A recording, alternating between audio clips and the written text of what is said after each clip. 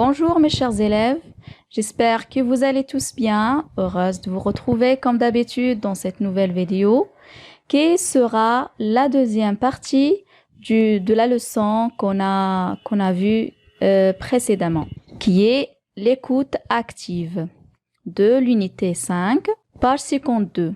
On va voir dans cette leçon comment s'exprimer à l'oral, et ce en utilisant les expressions qu'on a vues dans le cours précédent, qui sont comment parler des règles d'hygiène de vie et comment donner des conseils à ce propos. On va commencer par la première activité. Observe ces images.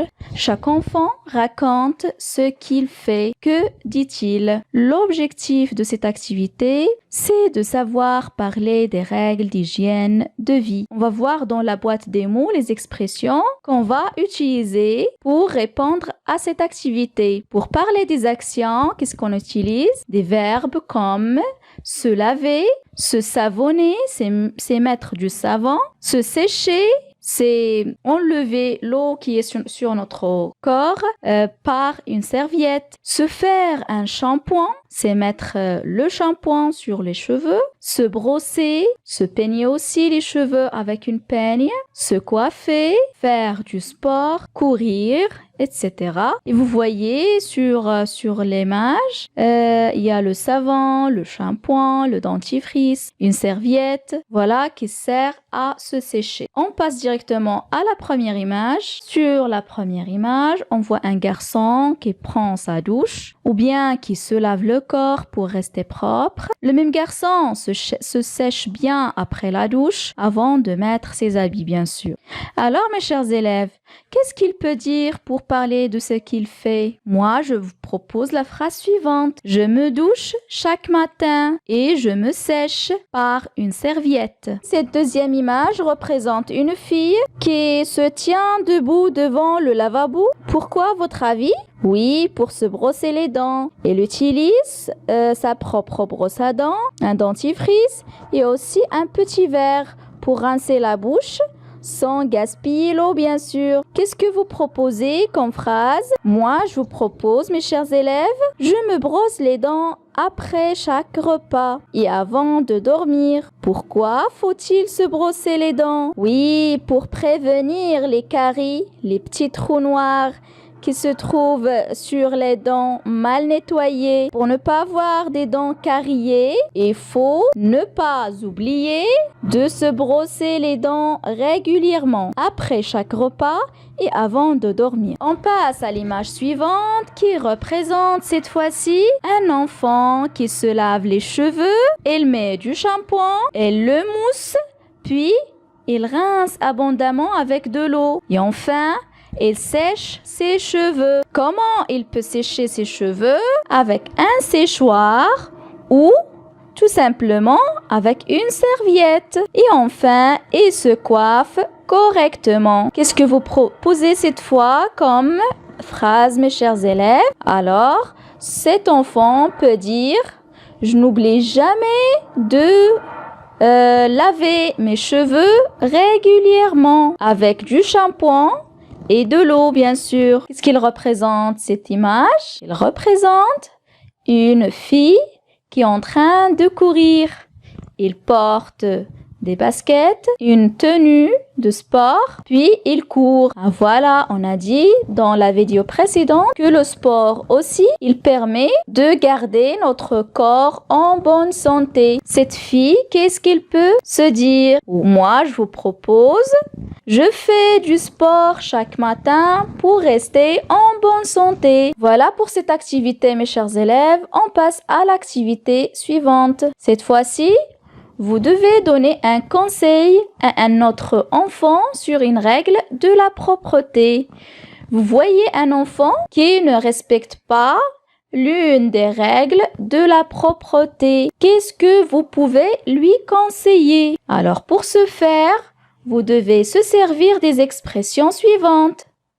Tu dois, tu devrais, il faut, il faudrait, je te conseille de. Alors, comme situation, mes chers élèves, que dites-vous à un enfant qui veut manger avec les mains sales? Oui, je te conseille de se laver les mains avant et après chaque repas. Une autre situation, que dites-vous à un enfant qui oublie souvent de prendre sa douche après la séance de sport? Alors, on peut lui dire: tu dois prendre une douche après chaque activité sportive. Une dernière situation, mes chers élèves. Que dites-vous à un enfant qui néglige ses ongles et laisse ses ongles sales et longs? Alors, qu'est-ce que vous allez dire à cet enfant?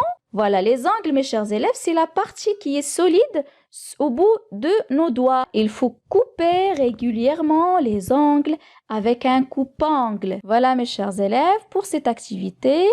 J'espère que c'était clair pour vous et j'espère aussi que vous allez formuler d'autres phrases et on passe à l'activité suivante. Pour l'activité 3, c'est un jeu de rôle. Discute avec ton voisin ou bien ta voisine de combien d'heures vous dormez la nuit et de comment on se sent quand on n'a pas assez dormi. Voilà.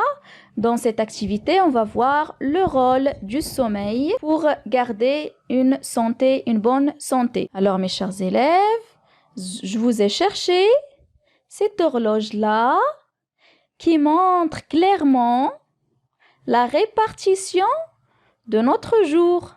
La journée qui est en couleur vive et la partie de la nuit qui est un petit peu sombre. Pour la part du sommeil dans votre jour, mes chers élèves, il doit commencer à partir de 20h du soir jusqu'aux 6h30 ou bien 7h du matin. Voilà, c'est cet intervalle de temps que vous devez consacrer à votre sommeil pour être sûr d'avoir suffisamment d'heures de sommeil et que vous allez vous réveiller en pleine forme. On passe à l'activité suivante, l'activité numéro 4. Raconte tout ce que tu fais pour être en pleine forme. Voilà.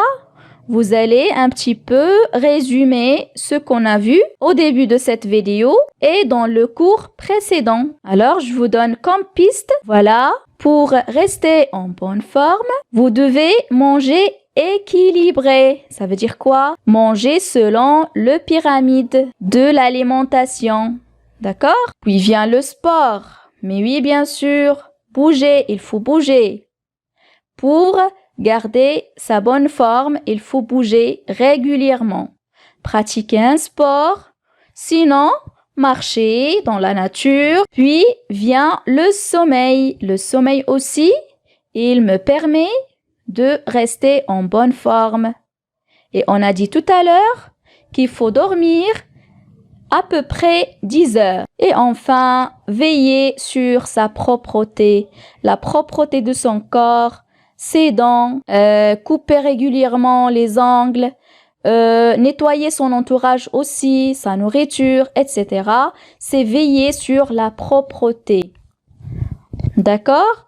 Voilà, mes chers élèves, les différentes choses qu'on doit faire pour rester en bonne forme.